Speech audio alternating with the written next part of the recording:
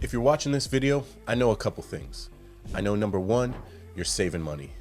I know number two, you're making money because you couldn't be saving money if you weren't making money, right? And I know number three, that you want to learn more, which is awesome. But let's start with the basics. Where are you saving your money? What vehicle are you using?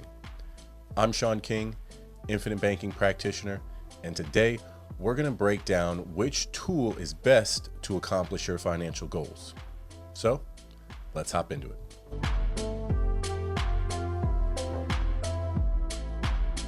Listen, if money's just a tool, which it is, then what tool are you using? Because tools are all designed for different purposes. For example, you don't go out and grab a hammer and use it to open your jug of milk. You don't go out in the backyard and dig a hole with a rake. And you definitely don't go out to the garage and grab a shovel and bring it inside and try and paint the walls, do you?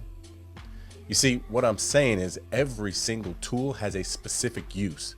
Therefore, if your money is a tool, your money needs to go somewhere first so it can be best utilized like the tool it is. And in this episode, we're going to break down the pros and the cons so that you can understand if you want your money working for you like the powerful tool it is, then you need to give that tool the right job to accomplish. But let's go ahead and put a pin in that for just a second and let's transition over and think about the vehicles that we drive. Like, what are you driving right now? Maybe you got yourself a pickup truck. Do you have a couple of cars in the household? Maybe you got a sports car in the garage.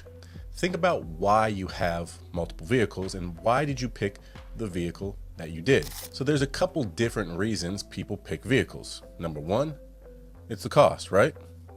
I bought this vehicle because it was the lowest price vehicle, or I bought this vehicle because I needed it for a specific task, like having a truck to pull a boat. I bought this SUV because I needed a vehicle that has room, safety, and cargo space for my family. You see, every vehicle has a different purpose. If you got a sports car in the garage, it's probably because you just like going out on the weekends with the boys, firing up that big V8 or V12 engine or whatever you got, and just going out and ripping it, having a good old time. Probably feels pretty good, right? So what I'm trying to say is the vehicles that we drive, the vehicles where we put our money, and the vehicles and the tools that we use in life, they matter. So let's get the right tool / vehicle for your money. But to do that, you got to understand the different types of vehicles. So here's a list for you guys. Of course, you got checking and savings account. Let's start with those two first. Now, checking and savings account, those are two different vehicles, but each one serves a very specific purpose. I'm assuming you guys all have checking accounts, right? So what do we use that for? Well, if you're like me, you use it to just pay your normal bills. Your paychecks go into the checking, but usually money goes into a checking account and then goes right back out to somewhere else, right? Most people, that's not where they're storing all their money. They use it for bills, they use it for general lifestyle, all of those different things. But a savings account or a high yield savings account is a different vehicle. So most people make money and then whatever they decide to save goes into their savings account, right? And that money is there for something else, maybe a specific purpose. Maybe you're saving for college for your kids. Maybe you're saving to buy a new car or remodel the house. Whatever it may be, savings are for a specific task. Now, let's just dissect the pros and the cons of both of those here for just a second. So number one, the vehicle called the checking account has some really bad downfalls. For example, very few checking accounts pay hardly any interest, if any at all. My checking account pays 0 interest. So the money just sits there. Really, all it's doing is benefiting the bank. The bank takes my money and they put it to work for them. Would you believe me if I told you that my money that the bank has and is sending out makes them 400 to 1300% more than they're actually paying me? So this checking account, if I leave excess money in there right out of the hole, I know that's a bad vehicle for me. It's a good vehicle if my money's coming in and going right back out, and I would just kind of call that, what we like to call a pass-through. But really, it could be just for the books and records, or it could be for bills and household expenses. But anything else, my friends, that's the wrong vehicle. Now, the savings account could be the right vehicle for you if you could find a high yield savings account where you were getting between 3 and 5% right now. But just know that that vehicle is going to run out of gas here in the near future. Now, obviously, I don't mean actually run out of gas. I mean, if you're getting 4 or 5% in your high yield savings account, don't get used to it, because when rates come down, which they will, that high yield savings account will also start to pay you less and less interest. So again, not a bad vehicle in the moment, but I'd say that vehicle is probably best used for something fairly short term. Like you've got something you want to buy or something you need to do that's in the next 6 months down the line. That might not be a bad place, but anything longer than that, anything outside of that realm, in my opinion, that's not the vehicle that you want your money sitting in. So let's go ahead and move on to the next type of vehicle, but let's stay in the banking realm here. So let's talk about CDs for a second. So CDs, or certificate of deposits, they've been around a long time, and you can usually buy them at different durations: 6 months, 12 months, 24 months, 3-year, 5-year. They've got all sorts of CD durations out there. So who are CDs for? Well, they tend to be for the person that has some money in a savings account and they don't make enough in the savings account. They're like, oh, I need to do something with this, but I don't want to take any risk with it. I want guarantees. Seniors are typically the ones that love CDs. So they take the money from their savings and they put it into a CD and they get a little bit higher interest rate. But that money still has to stay at the bank.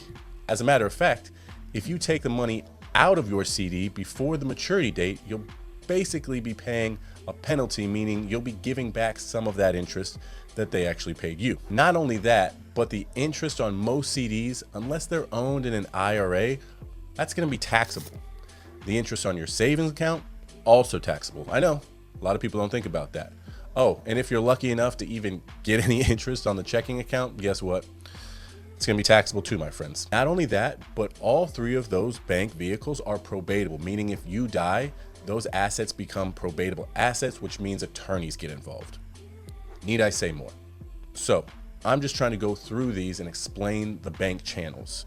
Now, banks typically will have investment advisors. So you can work with a bank's investment advisor. They normally call them like financial advisors. They've got all sorts of different names for them, but if you team up with them, then you can start investing in things like stocks, mutual funds, and ETFs. And they'll try to sell you a 529 college savings plan or an UGMA or an UTMA. I know, there's so many different things out there.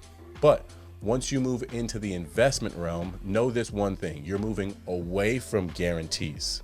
So that means no guarantees, and you're introducing risk into the equation. Now, not all, but most of the investment vehicles that bank advisors or pretty much any financial advisor is going to sell you are going to have some layer of fees to them.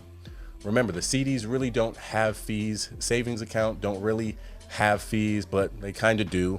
They're just hidden.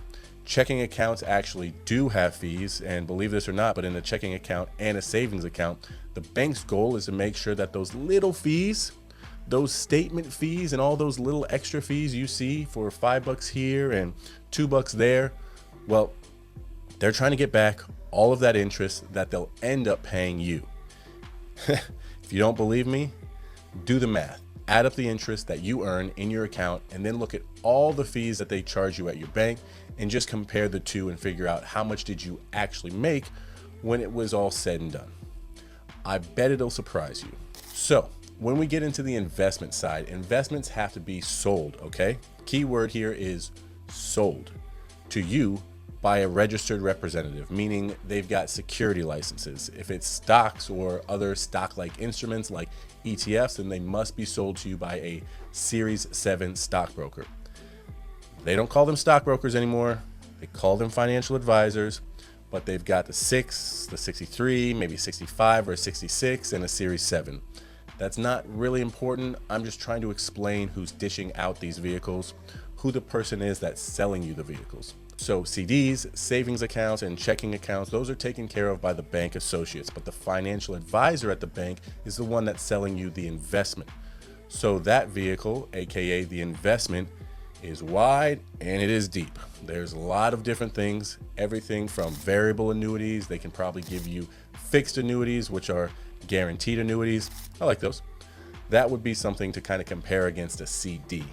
They can also sell you IRAs, 401ks, SEPs. There's a bunch of different things out there, but just know every one of those, for the most part, are going to invest in something that involves risk, and they're going to charge you a fee, usually a management fee amongst others. All right, let's move into some alternative vehicles.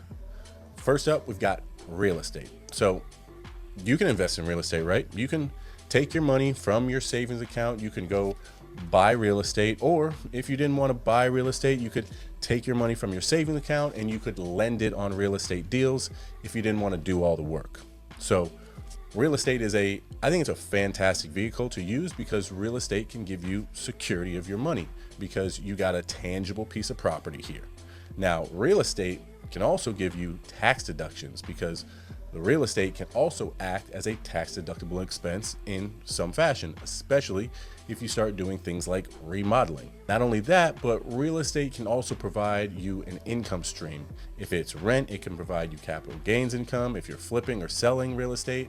And if you were just saying, hey, in real estate, all I want to do is I just want to invest in it and close my eyes and, not do anything else. Well, luckily for you, there's a way that you can do that as well. So real estate can definitely be a good investment, but the next question is, who's going to be the one that dishes that out to you? Well, it could be a real estate broker, or it could be a real estate agent. It might be just you, yourself, and your attorney or your title company. So it's not all that complicated, but it's alternative because it's outside of the normal investment realm. Now, I do want to make this clear. Real estate has made more millionaires than any other investment. But if you don't know, like, and understand real estate, then I'd suggest you either learn or don't invest. Same thing goes for the stocks, the mutual funds, the ETFs that your bank advisor or your financial advisor are trying to sell you. If you don't know, like, and understand them, then don't invest in them. I believe the single most important thing about any vehicle we can talk about is that you know, like, and understand it. Because if you don't, you're literally taking on too much risk because you don't know anything or have very little knowledge of what you're actually putting your money into. So I'm going to go ahead and pause here and ask, if you're still watching this, if you're getting any sort of value out of it at all, do me a favor and click that subscribe button, smash that bell, so every time I drop a new video, you're the first one to know. With that being said, let's dive back into the next vehicle, and that vehicle is bonds. Now, bonds are nothing more than an IOU, and the person issuing the bond can be a variety of different people. Typically, bonds are issued by investment firms, by the United States government, or by municipalities. But today, I want to focus on corporate bonds, and I want to talk about government bonds. When it comes to corporate, there are different ratings. The top would be AAA, and then we've got AA. And of course, the lower down you go, the lower quality of the bond, which also means the higher quality, the safer the bond. So if it's a AAA rated bond, it's, pretty safe. Of course, that means it's going to pay you less interest because safety and high interest don't really tend to go together.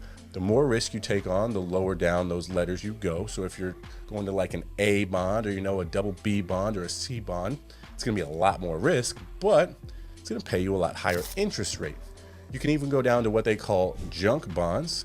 Now, I don't know if you want to buy any junk, but you're paid at a higher interest rate. And if you know anything about junk bonds, they actually call them junk so other people didn't actually buy them when they're actually pretty decent quality. So again, bonds are really just an IOU. What you're doing is you're saying, hey, I got some money in a vehicle that's not making me much. Sir, can I give you some of this money? And you can give me an IOU saying how much you're going to pay me in interest. That would be the yield. And for how long you want my money. Oh, and when am I going to get my money back? So yeah, that's essentially how bonds work. Now here's something to consider that I think is a great vehicle, especially today as we sit here in 2025, and that would be government bonds. They're often called treasuries or T-bills if you do shorter durations. So bonds from the United States government. Treasury specifically, come with something that none of the other bonds do. They come with a guarantee. I like that word.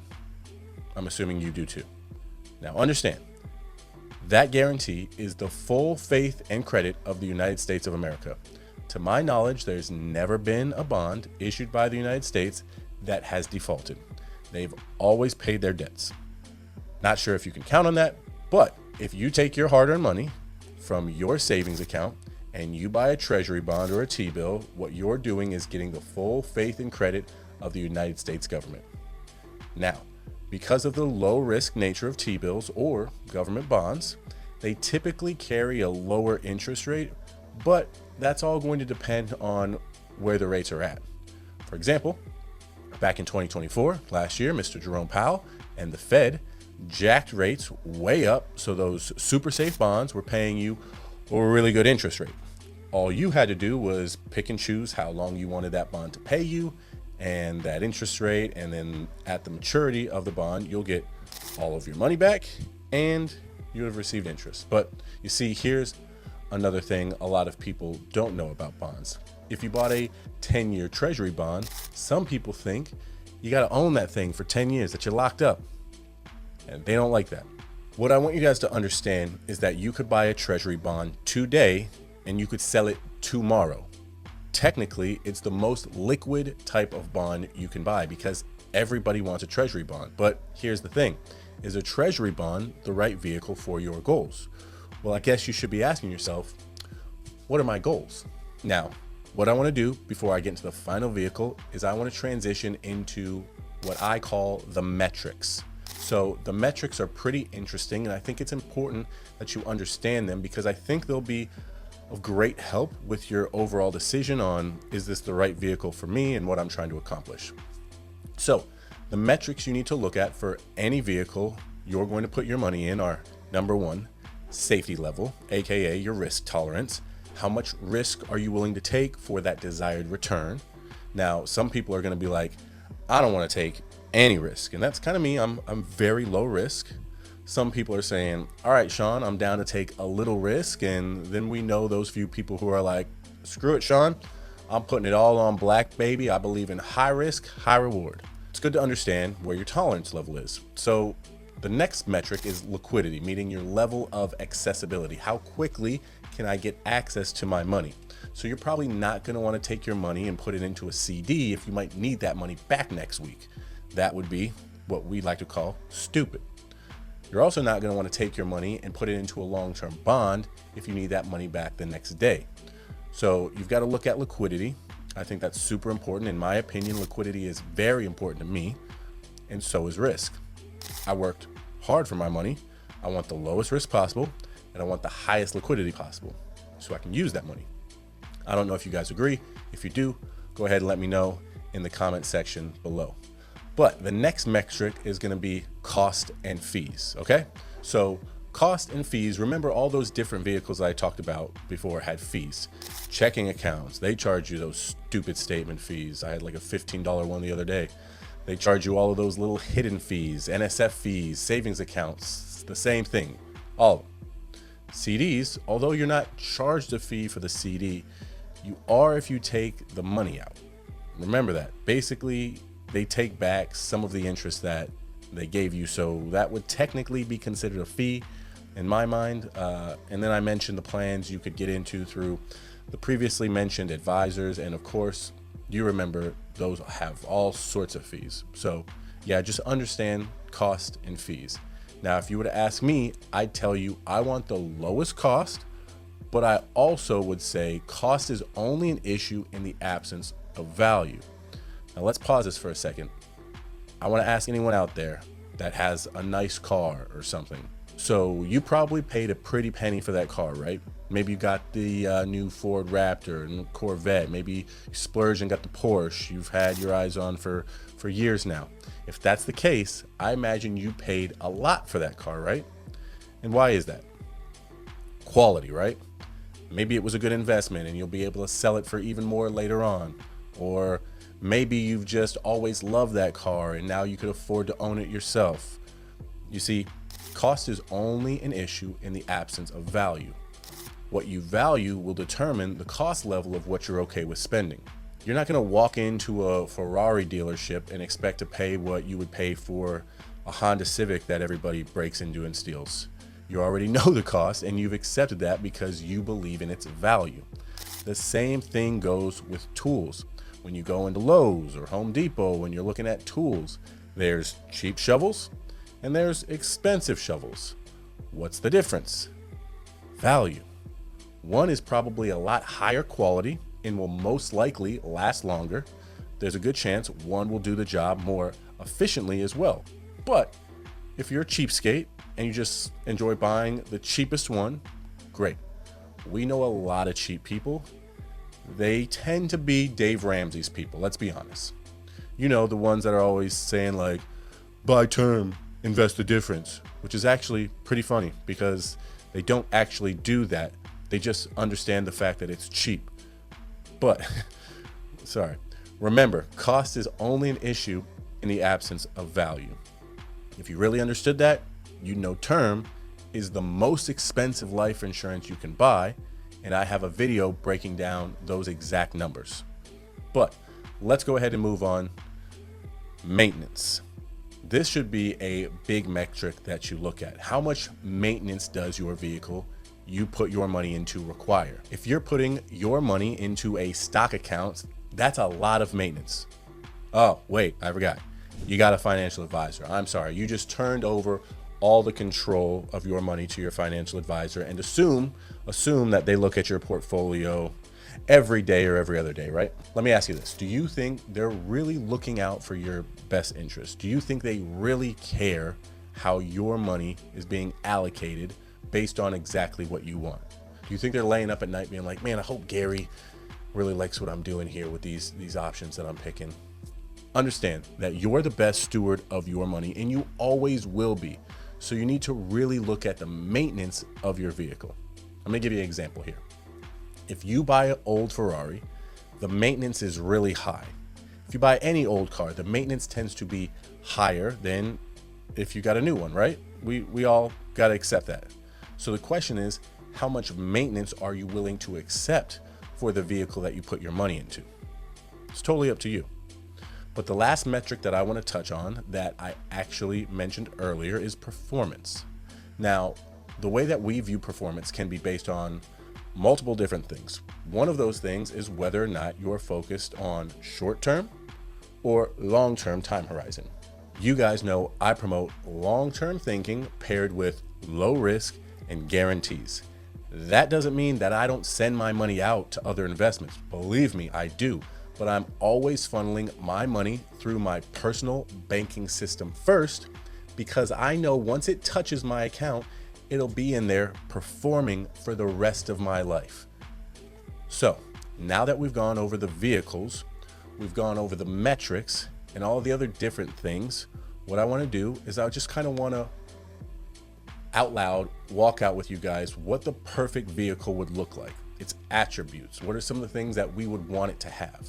Now, I know this perfect vehicle isn't going to be the same for everybody, but let's just think about this for a second, okay?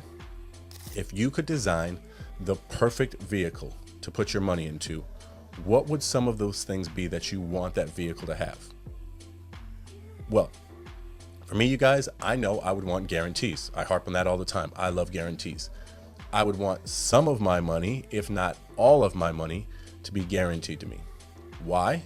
Because I've lost money investing, and I think you guys would be surprised, but it just doesn't feel as good as not losing money. I know, crazy, right? So yeah, I'd want guarantees, but I'd also want some consistent level of growth. I'd want dividends on my money. Basically, I'd want something extra on top of the guarantee, because remember, guarantees come with lower interest rates, and which means lower yields, right? So I already accept that fact, but something on top of those guarantees would be a nice little bonus, right? That's what I want. Well, I sure as shit don't like taxes. Some of you might be personally a big fan of them. I don't really care for them. Obviously, the government is a pro at taking my money and blowing it on shit that doesn't matter and racking up debt. So I prefer to keep as much of my money as possible. So a vehicle that was not only tax deferred, but I could access that growth of that money tax free. That sounds pretty nice, right? What else? This is crazy, but I also like my money to be protected. You see, I've been around the block a few times. Americans love to sue people. They love their lawsuits. I also know if somebody was trying to sue me, that my CDs, my savings account, my checking account, all that low-hanging fruit, meaning those accounts that can be easily frozen, they could be garnished, I could lose everything that I had saved in them. So I want that super high-hanging fruit. I want my apple to be at the very top of the tree, protected from all those greedy little hands trying to get after it. So in a perfect world, my vehicle would provide me with guarantees, check. It would be in a tax advantaged environment, check. And it would provide me with some sort of protection from lawsuits and all of that good stuff. All right, check. So far so good. So let's keep going. Now, if we were talking about the perfect vehicle, of course I can't forget about liquidity. I'd like to have access to my money when I want my money. It's my money and I need it now. You remember that. Now, I don't always need 100% of my money, but if I wanted to get access to the majority of it, I'd like to be able to. So I want liquidity and I want access to my money at any time, no questions asked. None of this bull crap that I get at the bank when they're trying to give me the old roundabout telling me that they're gonna have to put in a request and we're gonna have to fill out this W-9 and we're gonna have to do this, Mr. King, and we'll do that, Mr. King, and what do you actually need the money for, Mr. King? And then I get upset and explain to them that it's none of their damn business what I need my money for because holy crap, it's my money. I don't know if that's ever happened to you guys, but as you know, they don't want to give it up because they've already sent it out. They're already making anywhere from 400 to 1300% on my money. I digress. Sorry, I get a little fired up when it comes to banks and my money and all that stuff. So like I said, liquidity is important for me. Let's see what else. Well, I mean, hey, if we're gonna get crazy here, how about this? I want to take my money and I want to put it into the vehicle and then I want to turn around, I want to clap 3 times and I want them to still pay me that guaranteed interest rate.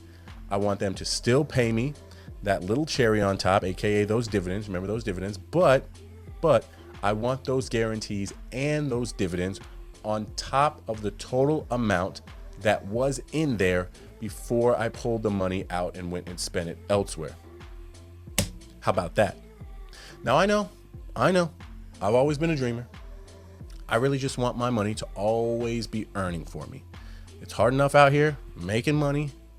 When I make that money, I want my money to make me money. But I don't want me taking that money out to invest it somewhere else to stop that money from earning. What do you guys think about that? So yeah, what I'm gonna call that is that uninterrupted compounding interest. I also know with a pretty high level of certainty that one day I won't be around anymore. So I want to make sure that even if I've only put a little chunk of money into my vehicle, I'd sure love it if it could turn into a big chunk of money for my family so they're taken care of when I'm gone. And hopefully it's not too much to ask for, but it would be great if that extra money that my family gets doesn't have to be taxed, because we all know how much taxes suck. So yeah, guys, that's my perfect vehicle. I don't know. I think I might have asked for a little bit too much. Not sure. What do you guys think? Any of you liking the sound of that vehicle? Let's be honest. If there was a vehicle that was available that had all of these amazing features, I think quite a few things in my life could change. I could put my money there and feel really good about it. I could sleep well at night knowing that it was always earning, compounding in the background. I also know that I could take that money out when an opportunity came across my desk. Like, I don't know, maybe the guys show up at my door and they're gonna be starting the next Uber and they lay out this really amazing idea and they want me to be a partner, and I'm like, hell yeah, guys. I got this money sitting here and I can give it to you to invest in your company, but I know my money will still be earning interest for me in the background, so I get to make money twice on the same dollar. So think about this, guys. All the money that you make has to find its way into a vehicle. And I hope by now you figured out what vehicle you want to put that money in. And it can be a couple of those different vehicles, to be honest, you know? But let me come back to what I said right in the beginning. What if all we needed to do, all we had to do, was change one thing? And that was where our money went first, because our money's got to start somewhere first, you guys. And that's why I started with checking and savings accounts, because that's where everybody's money is starting first. You, me, your cousin, your grandma, everybody's money is going there first. But what if it didn't have to? What if I could have my money start somewhere else first? And that fictitious vehicle that I just laid out for you, what if my money could have all of those benefits and meet all of those metrics? Well, you see, luckily for you guys, I wasn't making that up. I know some of you thought I was just kind of pulling stuff out of my butt. So you might be surprised if I told you that that exact vehicle I just explained has been around for 200 plus years, and it's been used by the wealthiest families throughout our history, from the Rockefellers to the Morgans to the Stanleys to the Rothschilds to, I don't know, Walt Disney and Ray Kroc both. Right up the old scale onto Uncle Joey. Some of you might be asking, Sean, what the heck is this magic vehicle you speak of? Well, that magic vehicle is nothing more than a specially designed and engineered whole life insurance policy from a mutually owned company that pays dividends. And let me add one additional thing from a compliance standpoint. That mutually owned insurance company is what they call non-direct recognition. Now, I know you probably don't know what that is, what that means. That's okay for now. But as we wrap this episode up, one thing I do want to tell you is that I can show you how to change one thing. I can show you how to put your money into that vehicle. Forget about what it is, because I know now that I told you that it's a specially designed whole life policy, you're like, I don't want one of those, Sean. Life insurance is stupid. But you did want all that stuff that I said, didn't you? Remember, cost is only an issue in the absence of value. You valued everything I just said my perfect vehicle was going to be, right? Well, that's the tool for the job. That's the tool for almost all of your jobs, because it's not this vehicle or that vehicle. It's this vehicle and that vehicle. Remember when I said I put my money in that vehicle, that specifically designed whole life, that I get to take that money out anytime I want and use it to go put it more money in this vehicle that pays the higher interest rate? But it's not this or that, it's this and that. I get to make money twice on the same dollar. Are you picking up what I'm putting down, you guys? So if you guys want to learn more about this 200-year-old concept, head on down to the description section of this video and click the link. That video will take you to the homepage of our website, where you can watch a full overview, which will be extremely helpful on grasping this concept. After that, go ahead and book yourself a free cash consultation with me and my team, and we will sit down, we'll answer all of your questions, and we'll discuss exactly what your goals are and how infinite banking can be the foundation to building your legacy. Don't forget to like this video, subscribe for more financial insight, and check out some other extremely helpful videos on the channel. If you found this video helpful, please feel free to share it with somebody you believe needs to see it. As always, guys, the information is free, but the knowledge is priceless. I'm Sean King, and I'll catch you next time. Peace.